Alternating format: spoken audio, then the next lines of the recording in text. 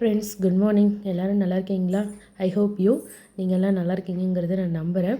Morning breakfast பார்த்திங்கன்னா இந்த மாதிரி தான் நான் எடுத்துக்கிட்டேன். இதில் காமிச்சிருக்கிறது எல்லாமே பிரேக்ஃபாஸ்ட்டு என்ன ட்ரிங்க்ஸ் எடுத்திருக்கேன் அந்த மாதிரி தான். வீடியோ எண்டு வரைக்கும் பாருங்கள், உங்களுக்கே நல்லா புரியும். ஒரு அண்டர்ஸ்டாண்டிங்கான ஒரு மோட்டிவேஷன் மாதிரி தான் இதில் நான் பேசியிருக்கேன். எண்டு வரைக்கும் பாருங்கள். தேங்க்யூ.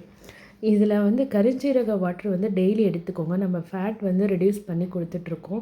அப்புறம் வந்து அத்திப்பழம் ஜூஸ் பற்றி நான் சொல்லி ஆகணும், வீடியோ எண்டில் சொல்கிறேன்.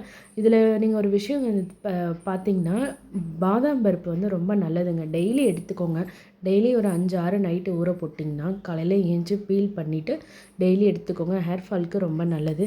கருப்பு கவுனி அரிசி டெய்லி எடுத்துக்கோங்க. டெய்லி எடுத்துக்க முடியலன்னா வாரத்தில் ஒரு 3 நாள் எடுத்துக்கோங்க. ஃபேட் கட்டுக்கு ரொம்ப நல்லது.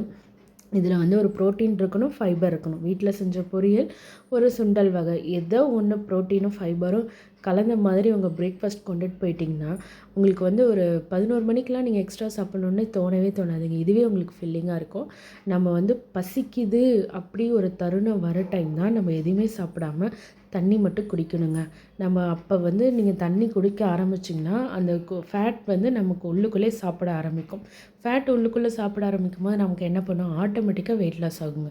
நமக்கு பசிக்குதுன்னு சொல்லும் போது நம்ம நிறையா சாப்பிடும் போது இருக்கிற ஃபேட் வந்து இன்னும் அதிகமாக ஃபேட் ஆகிட்டே இருக்கும். ஸோ வந்து நம்ம கலோரி வந்து கம்மியே ஆகாது.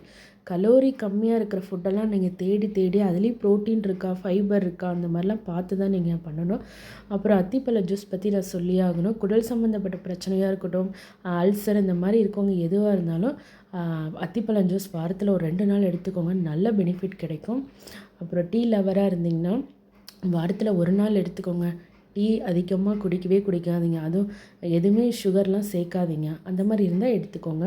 அப்புறம் நான் உங்கள்கிட்ட ஒரு விஷயம் சொல்லணுங்க. இந்த வெயிட் லாஸ் ஜேர்னியில் வந்து நான் என்ன லேர்ன் பண்ணிக்கிட்டேன்னா, கன்சிஸ்டன்சி தாங்க ரொம்ப முக்கியம். ஒரு விஷயத்த நம்ம தொடர்ந்து பண்ணோம்னா கண்டிப்பாக வெற்றி கிடைக்குங்கிறது. டே 1லேருந்து 13 வரைக்கும் நான் பண்ணேன்.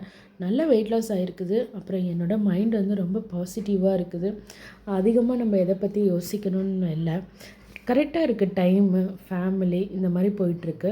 நான் வந்து எக்ஸசைஸ்க்காக சொல்லலை, நம்ம வெயிட்டை ரெடியூஸ் பண்ணுறதுக்காக சொல்லலை. நம்ம ஒரு ஹெல்த்தியான ஒரு லைஃப் ஸ்டைலுக்கு நம்ம கொண்டுட்டு வரணும்னா இந்த மாதிரி வெயிட் லாஸ் ஜேர்னி எடுத்துக்கிட்டால் மட்டும்தாங்க உண்டு. இப்படி தான் என்னோடய 1லேருந்து டே 13 வரைக்கும் போயிட்டுருக்குது.